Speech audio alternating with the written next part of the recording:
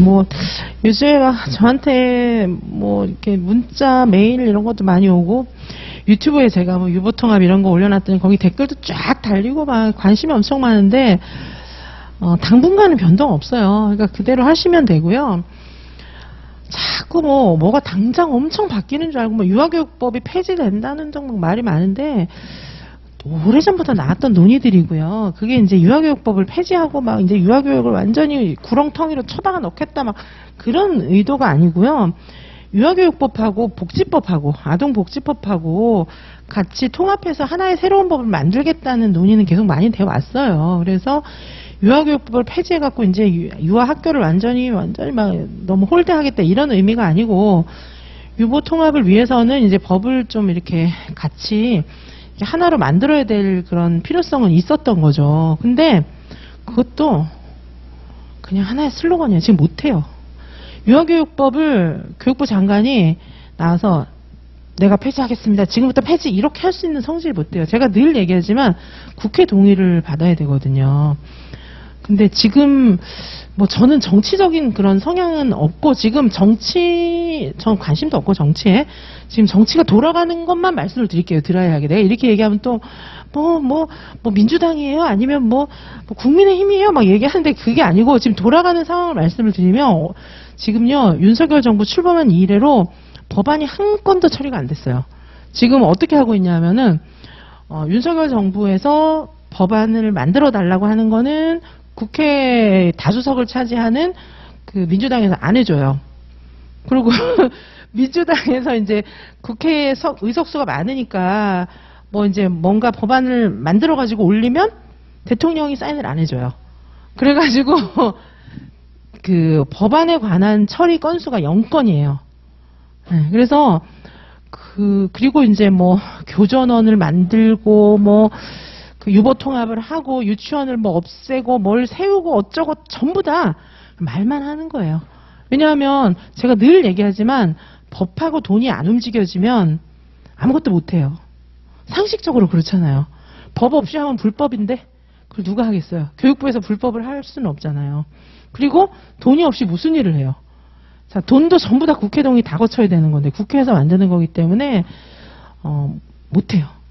못하고 이제 그 새 정부가 구성이 됐고 교육부 장관도 새로 이제 됐으니까 앞으로 사업 구상은 할 수 있죠. 그리고 사업 구상에 대해서 얘기를 하는데 제가 누차 얘기하지만 지금 발표하고 있는 것들이 현실화가 되는 거는 내년에 총선하잖아요. 총선하면은 이제 총선을 해서 그 국민의힘이 엄청 압승을 하잖아요. 그러면 국회의 다수석을 차지하잖아요. 그러면 법을 만들 수 있어요. 법도 고칠 수 있고 만들 수 있고 그 다음에 당연히 그 국민의힘에서 만든 법이나 이런 것들은 대통령이 사인하겠죠. 그러면 그때 현실화 되는 거예요. 자, 그러면 지금 내년에 총선 하잖아요. 총선해서 이제 국회가 이렇게 만들어지면은 법을 고치고 어쩌고 하는데 시간이 좀 또 소요되잖아요.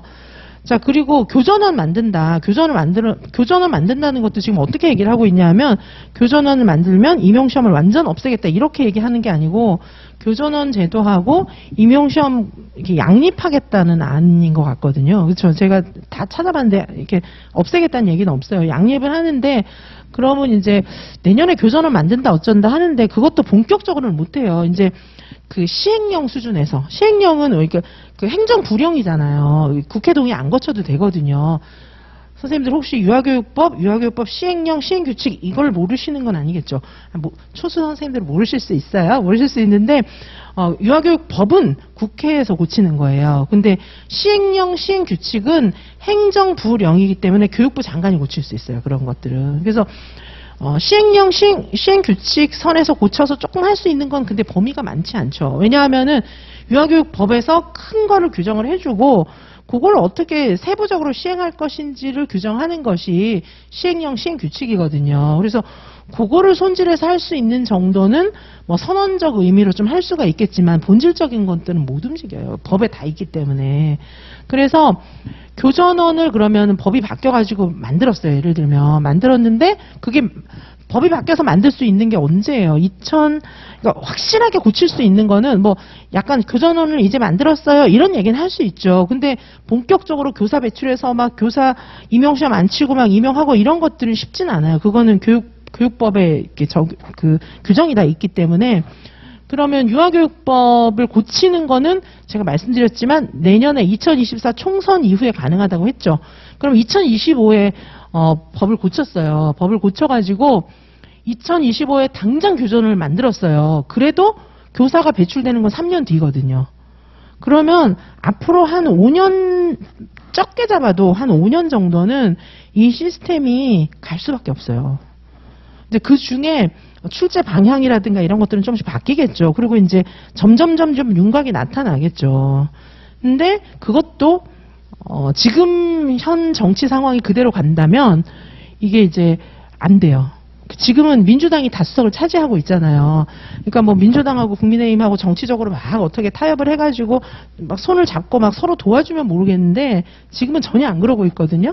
그래서 지금과 같은 형태라면 아무것도 할 수 있는 게 없어요. 아무것도 못하고 혹시 이제 총선해서 막 이렇게 상황이 바뀌면 그러면 가능한데 그래도 완전히 일사천리로 바꾼다 해도 한 5년까지는 이 체제가 가는 거예요. 그래서 그렇게 본다면 지금 임용시험 준비하시는 선생님들은 나의 자세는 뭘까요? 임용시험을 공부하시는 분의 자세는 빨리 열심히 해서 붙어야 돼요. 어떤 분들은 저한테 막 전화해서 하소연을 하는 거예요. 이런 것 때문에 임용 준비를 섣불리 못하겠대. 그게 아니고 빨리 해갖고 빨리 붙는 게 맞는 거예요. 빨리 해서 빨리 붙고 그리고 뭐 교사를 안 뽑고 막 이상한 생각들을 많이 하시던데 뭐 갑자기 뭐 어린이집 교사를 전부 뭐 그 임용고시 붙은 분들 수준으로 대우를 해주는 줄 알고 막 너무 여러 가지 생각들이 있더라고요. 아니면 임용시험 붙은 분들을 갑자기 잘라가지고 뭐 그런 일은 없어요.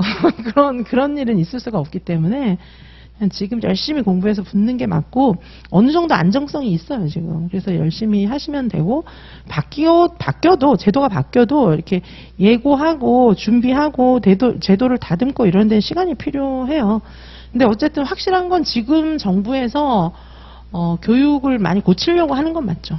교육을 많이 고치려고 하고 있고 제가 가르쳐 드린 대로 하면 돼요. 저는 이제 거의 앞으로 바뀔 거 이런 거 예상하고 다 가르치고 있는 거기 때문에 그냥 제가 가르친 대로 하시면 돼요. 별로 뭐 그렇게 생각할 필요 없습니다, 선생님들은.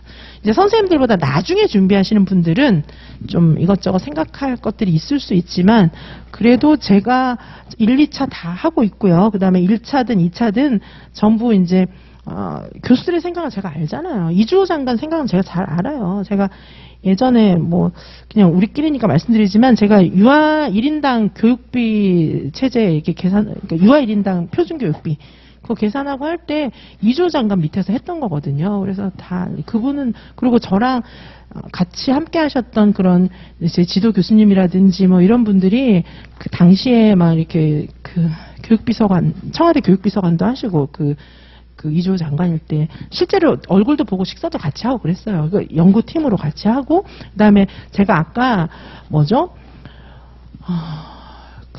스마트 교육학회는 스마트 교육학회 처음에 창립했을 때 그때는 이주호 장관이 이제 교육부 장관 잘리고 나서죠.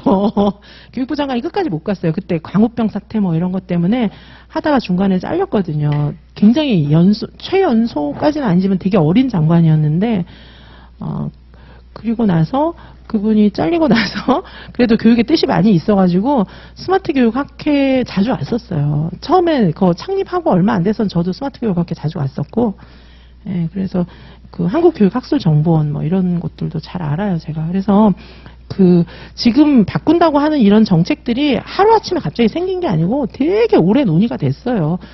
보니까 이주호 장관도 인터뷰하면서 그 얘기 하더라고요.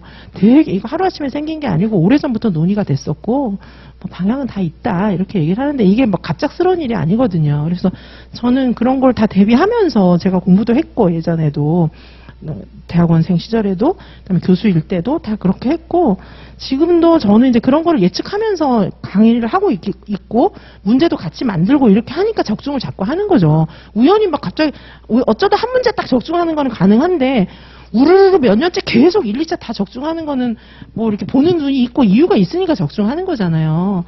그래서 그게 이유가 있는 거니까 제가 그냥 하라는 대로 하시면 돼요. 결국. 그쵸? 예. 그래서 너무 걱정하지 말고 그냥 쫙. 근데 제 수업 들으시는 선생님들은 열심히 하시고 걱정 안 하시는 것 같긴 하더라고요. 그쵸?